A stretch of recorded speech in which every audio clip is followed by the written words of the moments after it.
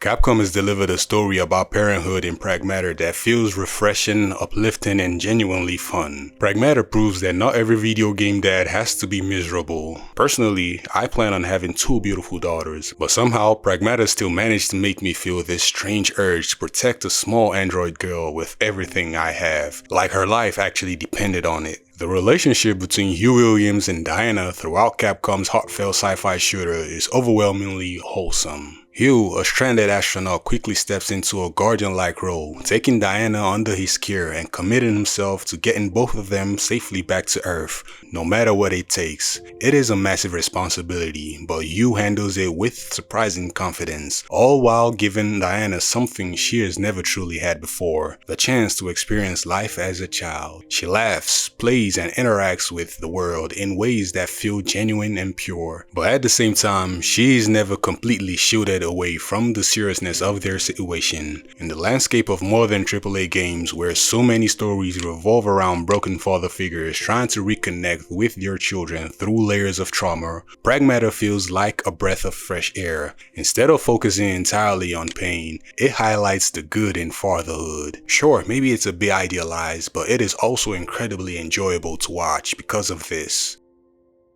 After playing through Pragmata, there was this question that kept ringing in my mind. Why do video games have so many sad dads? Well, for a long time and in many ways still to this day, the gaming industry has largely been dominated by specific perspective, and as a result, certain ideas about masculinity and emotional expression tend to show up again and again. But now, things have started to change. There is definitely more diversity in the industry now, but the majority still influences the direction of many big budget titles. Take Cory Barlog for example. During the development of God of War 2 on the PlayStation 2, he was in his early 30s and stepping into the role of a director for the first time. And at that stage in his life, he was willing to push himself through extremes, long nights and intense crunch, sacrificing his own well-being, all in the pursuit of making something incredible. And if you go back and watch a documentary about that game's development, then compare it to the one released after God of War 2018, the difference is striking, not just in his work, but in him as a person. Now he seems more thoughtful, more emotionally aware, and more grounded. And a huge part of that transformation came from him becoming a father. You see, that life experience deeply shaped the tone, characters, and themes of the newer God of War games. Kratos evolves from a rage-driven god obsessed with revenge into someone trying to grow beyond his past mistakes. And yes, I am aware that the earlier games touched on the tragedy of Kratos killing his own family, but those stories leaned far more into anger and brutality than reflection and healing. Fast forward to the present, Kratos is now dealing with grief, raising his son Atreus, and doing everything he can to make sure the boy does not repeat his mistakes. The 2018 game especially stands out as a powerful character transformation.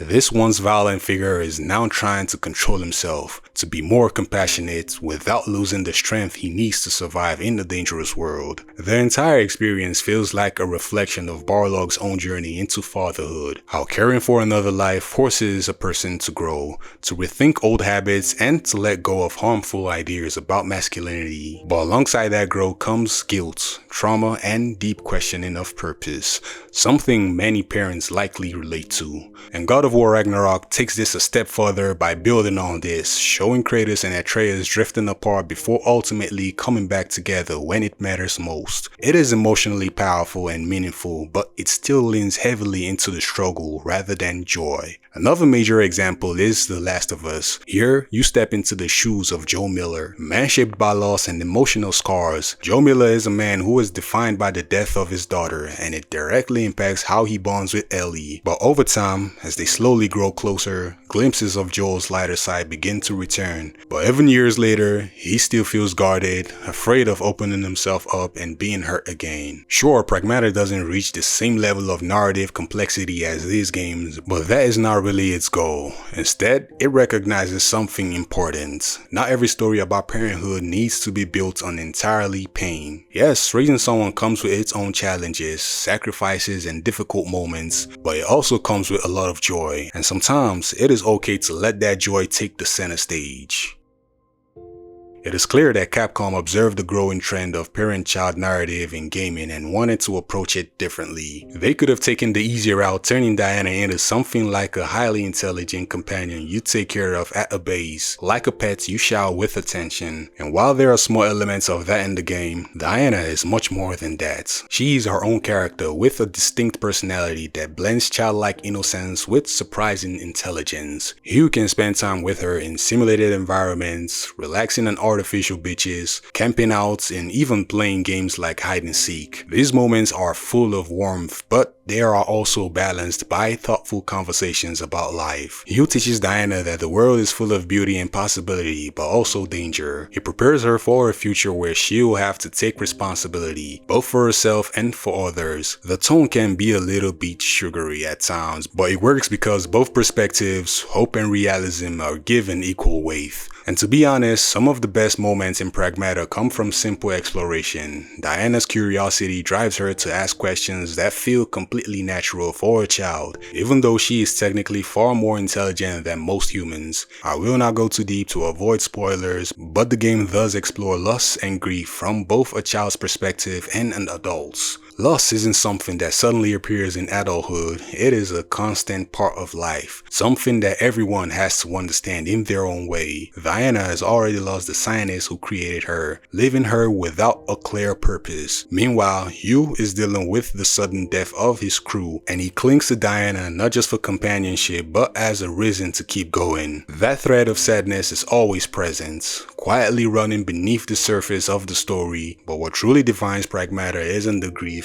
It is the connection between Hugh and Diana. Even in the worst circumstances, they find happiness in each other. And this reminds us that raising someone, guiding them and teaching them right from wrong doesn't have to be rooted entirely in pain or regret. Do not get me wrong, those elements exist, but they do not always have to define everything. And if games continue to explore stories like this, hopefully more of them will take notes from what Pragmata does so well. But hey, that's just me.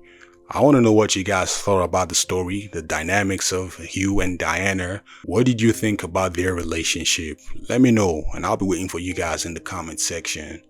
Please, if you enjoyed this video, kindly hit that like button, hit that subscribe button, and hit that notification bell icon so you can get notified when I upload videos like this, as I am trying to hit 1K subscribers by the end of this year. And until next time, peace and love. Incredible.